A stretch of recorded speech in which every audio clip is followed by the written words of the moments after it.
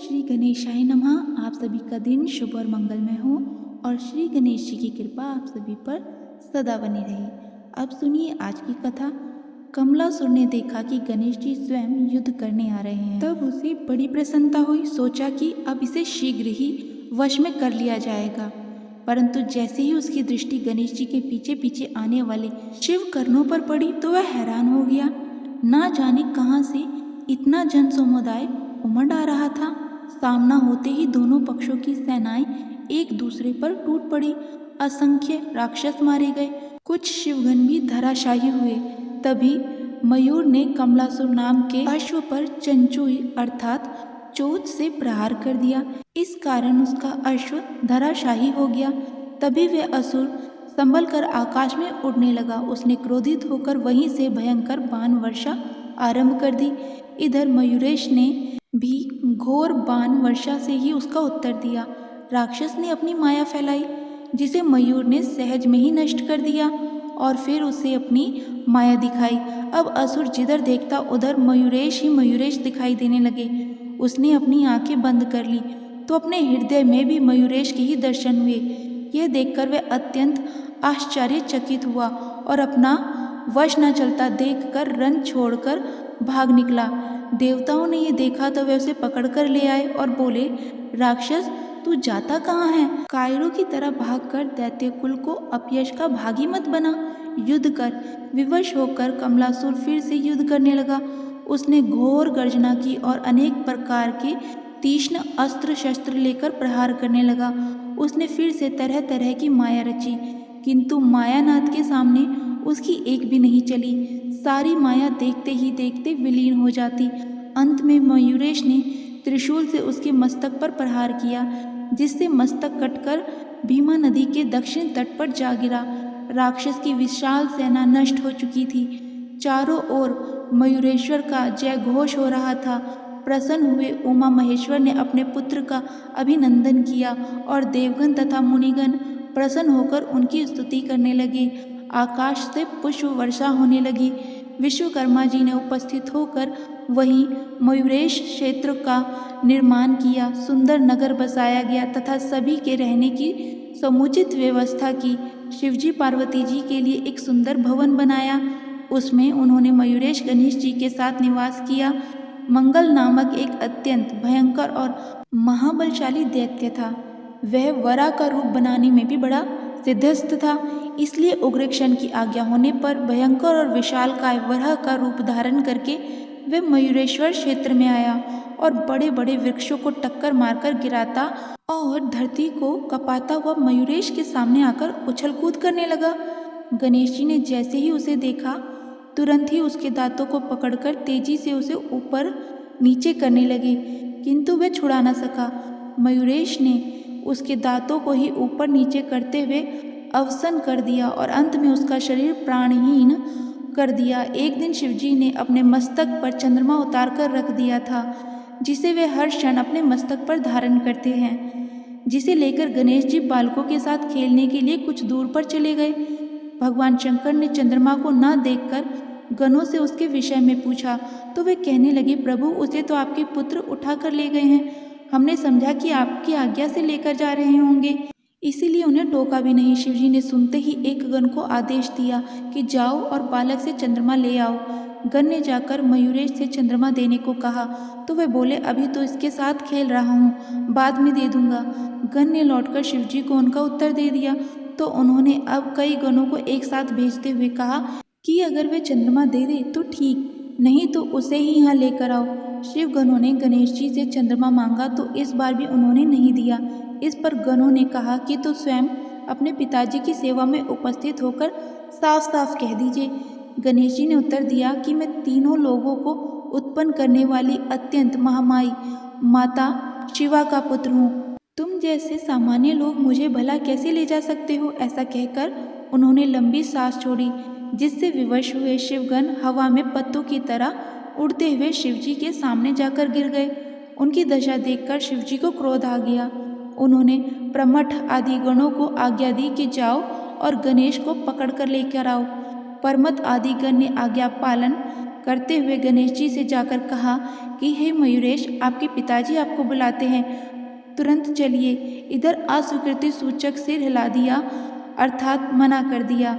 अब गणों ने कहा, फिर तो हम आपको बलपूर्वक लेकर चलेंगे। गणेश जी ने उनका प्रयास देखा तो उन्हें मोहित करके खुद अंतर ध्यान हो गए। अब वे वन वन में जाकर उनकी खोज करने लगे। गणों ने कभी इधर देखा तो गणेश जी दिखाई देते और कभी उनके पीछे दौड़ते तो वे खुद गायब हो जाते। इस प्रकार वे जब अधिक थक गए तब गणेश जी एक स्थान पर जा बैठे और तब गणों ने उन्हें पकड़ लिया। जैसे ही उन्होंने पकड़ा, गणेश जी ने अपना भार अधिक बढ़ा लिया। गणों ने उन्हें बांधकर वहां से ले जाने का प्रयास किया, किंतु वे उन्हें उठा नहीं सके। बहुत प्रयास करने पर भी असफल होने पर उन्होंने शिवजी से कहा कि भगवान, हमने तो उन्हें लाने का बहुत प्रयास किया, किंतु हम सब मिलकर भी उन्हें उठा नहीं सके, इसीलिए अपनी असफलता पर हमें लज्जा आ रही है। सुनकर शिवजी हंसने लगे। अब उन्होंने नंदीकेश्वर को बुलाया और कहा कि नंदी, आश्चर्य है कि अकेला गणेश इतना भारी हो गया है कि कोई भी उसे यहाँ लाने में समर्थ नहीं हुआ। अच्छा, अब तुम जाकर उसे साम दाम दंड भेद की नीति के साथ लेकर आओ। शिवजी की आज्ञा पाकर नंदीकेश्वर चले और मुनि कुमारों के साथ खेलते हुए गणेश जी से जाकर कहने लगे, हे गणपति, आपके पूज्य पिताजी बुला रहे हैं, इसलिए आपको शीघ्र ही वहाँ चलना होगा। अब की बार भी उन्होंने सिर हिलाया तो नंदीकेश्वर कहने लगे, अगर स्वेच्छा से नहीं चलोगे तो मैं बलपूर्वक ले चलूँगा। मुझे सामान्य गणों या फिर प्रमाद के समान मत समझना। नंदी का अहम भाव देखकर गणेश जी उन पर हंसने लगे और तब उन्होंने तीव्र वेग से सांस छोड़ी। बस फिर क्या था, नंदीकेश्वर को जोर की पटकी लगी और गहरी चोट के कारण मूर्छा आ गई। जब होश आया तो उठकर शिवजी के पास जाकर कुछ कहना ही चाहते थे कि उनकी दृष्टि शिवजी की गोद में बैठे गणेश जी पर चली गई। उनके पास चंद्रमा नहीं था, वह तो शिवजी के मस्तक पर ही विराजमान हो गया था। लज्जित नंदी ने शिवजी से निवेदन किया कि प्रभु, आपके ये पुत्र आपके ही समान महिमावान हैं, आज से हम इन्हें भी अपना स्वामी मानते हैं। तभी समस्त शिवगण उनकी स्तुति करके जय घोष करने लगे, गणेश्वर गणपति गणराज की जय, गणेश जी की जय, मयूरेश की जय। अब मयूरेश की 13वीं वर्षगांठ थी। गौतम आदि ऋषियों ने वहां आकर इंद्र याग करवाया। तभी वहां कल विकल नामक 2 राक्षस आकर अनेक प्रकार के उपद्रव मचाने लगे। उन्होंने भैंस का प्रचंड रूप धारण किया हुआ था। गणराज ने उनके मस्तक पर वज्र के समान मुक्के का प्रहार किया, जिससे वे अत्यंत व्याकुल होकर धरती पर गिर गए और रक्त वमन करके इस लीला से मुक्त हो गए। इंद्रयाग में गणेश जी ने देवराज इंद्र की उपेक्षा कर उन असुरों को मारा था। पहले तो इंद्र अपनी उपेक्षा का कारण नहीं समझ सके, किंतु असुरों के मारे जाने पर उन्हें अपनी भूल का एहसास हुआ और उसके बाद उन्होंने मयूरेश की स्तुति कर उन्हें प्रसन्न किया। अब गणेश जी पूरे 15 वर्ष के हो गए थे। इस आयु तक वे अनेक राक्षसों का संहार कर चुके थे। इस कारण उनकी ख्याति सर्वत्र फैल गई थी। उनके अद्भुत कर्मों को देखकर देवगण भी प्रसन्न हो रहे थे। उनकी विवाह योग्य अवस्था देखकर जगत जननी पार्वती जी ने एक दिन शिवजी से निवेदन किया कि प्रभु, गणेश अब विवाह योग्य हो रहा है, इसलिए कोई सुंदर सुशील और गुणवती कन्या देखकर इसका विवाह कर देना चाहिए। शिवजी कहने लगे, प्रिय, मैं भी यही सोचता था, परंतु ये बाधा सम्मुख है कि इनके समान गुण वाली कन्या की खोज कहाँ से की जाए। यह विचार अभी चल ही रहा था कि महर्षि नारद जी वीणा बजाते हुए वहीं आ पहुँचे। शिव और शिवा ने उनका अत्यंत आदर सत्कार कर बैठने का श्रेष्ठ स्थान दिया। तभी शिवजी ने कहा कि देवर्षि, आज तो आपके दर्शन बहुत समय के बाद हुए हैं। नारद जी बोले, हाँ प्रभु, कुछ इधर आना ही नहीं हुआ। फिर आप तो त्रिसंध्या क्षेत्र में निवास कर रहे थे, सहसा ही उस स्थान को छोड़कर यहाँ आ गए। ब्रह्मदेव ने आपके यहाँ होने की बात मुझे बताई तो सेवा में उपस्थित हो गया। इस प्रकार उनके बीच में वार्तालाप चलने लगा। तभी शिवजी बोले, मुनीश्वर, मयूरेश अब विवाह योग्य हो रहा है, इसके अनुकूल कोई गुणवती कन्या बताने की कृपा कीजिए। देवर्षि बोले, प्रभु, ब्रह्मा जी ने इसीलिए तो मुझे यहाँ भेजा है। उनकी 2 कन्याएं हैं, सिद्धि और बुद्धि। सभी प्रकार से सुयोग्य, अत्यंत सौंदर्यम और गुणों के तो कहने ही क्या है। मेरा निवेदन है कि गणेश जी के लिए आप उन दोनों कन्याओं को स्वीकार करने की कृपा करें। सुनकर शिव और शिवा दोनों ही प्रसन्न हुए। विवाह की तिथि निश्चय हुई। दोनों ओर से निमंत्रण पत्र भेजे जाने लगे। चारों ओर आनंद छा गया। देवगण, ऋषिगण, शिवगण और मुनि कुमार सभी प्रसन्न हो उठे। समय पर यात्रा की तैयारी आरंभ हुई। बारात बड़ी विचित्र थी। सभी देवता अपने अपने अद्भुत वाहनों पर सवार होकर चल दिए। इंद्र ऐरावत पर, शिव शिवानंदी पर तथा गणेश जी मयूर पर बैठे हुए थे। पवन देव ने पुष्पों का यान जैसा बनाया था और उसी पर उड़कर चल पड़े। समस्त बाराती समुदाय मस्ती में झूम रहा था। यह वर यात्रा गंडकी नगर की ओर जाने वाले मार्ग से जा रही थी। मध्य में 7 करोड़ दैत्यों का एक शिविर लगा हुआ था। वर यात्रा के विशाल जनसमूह को देखकर असुरों को बड़ा कौतूहल हुआ। बोले, कौन हो तुम लोग? कहाँ के रहने वाले हो और कहाँ जा रहे हो? तब समूह में से कुछ लोग बताने लगे कि मयूरेश क्षेत्र में हम लोग रहते हैं। ब्रह्मा जी की पुत्रियों का विवाह है। हम वहीं बारात लेकर जा रहे हैं। असुर उद्दंड और युद्ध प्रिय थे। कहने लगे, दैत्यराज उग्रसेन की आज्ञा है तुम्हारे पास? क्या तुम नहीं जानते कि उनकी आज्ञा के बिना कोई जनसमूह इधर से उधर हलचल नहीं कर सकते? अब चाहे वह वर यात्रा हो या तीर्थ यात्रा। देवगणों ने उन्हें समझाते हुए कहा कि यह कोई ऐसा कार्य नहीं है जिसके लिए दैत्यराज की अनुमति आवश्यक हो, इसलिए व्यर्थ ही शुभ कार्य में विघ्न मत डालिए। उधर उद्धत दैत्य सेनापति कहने लगा, बकवास ना करो, हमको जैसा आदेश है हम वही करेंगे। यहाँ से आगे बढ़ने का विचार छोड़ो और चुपचाप वापस लौट जाओ। गणराज को उसकी उद्दंडता अच्छी नहीं लगी। वे तीव्र स्वर में कहने लगे कि व्यर्थ बातें मत बना, चुपचाप मार्ग छोड़ दो, नहीं तो सेना सहित नष्ट हो जाओगे। दैत्य सेनापति कहने लगा, आज बड़ा अच्छा दिन है, हमारा आहार स्वयं हमारे पास आ गया। तुम्हारे जैसे मनुष्य को तो हम खा जाने के लिए ही ढूंढा करते हैं। इसके बाद तो उसने आक्रमण का आदेश दे दिया।